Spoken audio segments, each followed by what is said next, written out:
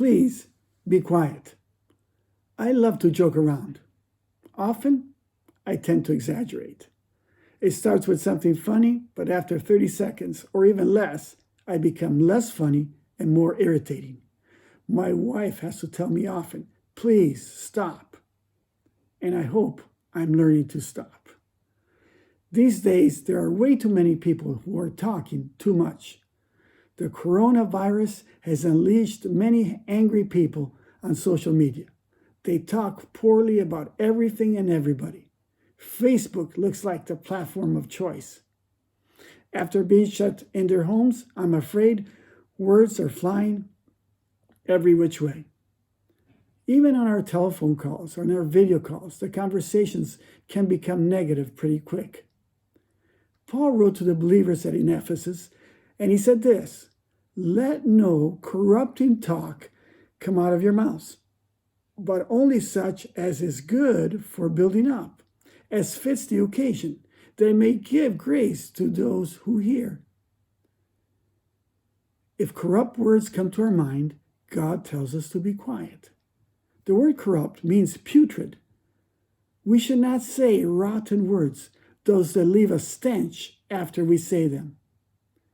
There are way too many people who profess to know Christ, who are filling their homes and the internet with a terrible smell.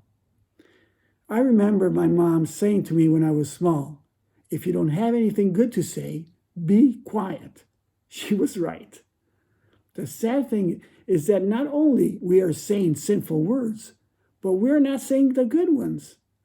The verse tells us which ones are the good words to say, the ones that build up and give grace.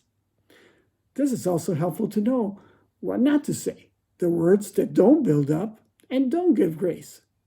So what are these words? The ones that have a goal to do good to those who hear them.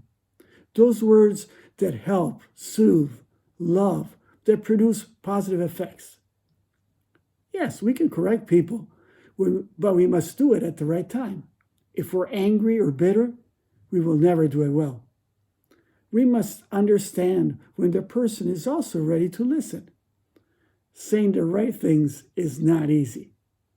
If your excuse is, I'm this way, I have to speak my mind, it's not the right answer. Because if you're really made that way, you're made wrong. And God can help you change. What does it mean that our words should give grace? It's simple. They need to reflect the grace of God, His undeserved favor shown to us, His careful care and love. Our words must bring spiritual help to those who hear us. In a time like this one, if you're a child of God, your words must bring the news of salvation to those who do not know it.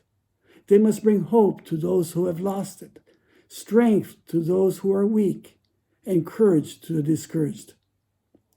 Some might think, it's a good thing that I don't talk much. If you know the Lord, and you've known His grace, this is not the time to be quiet. God wants to use you to bring grace to those around you.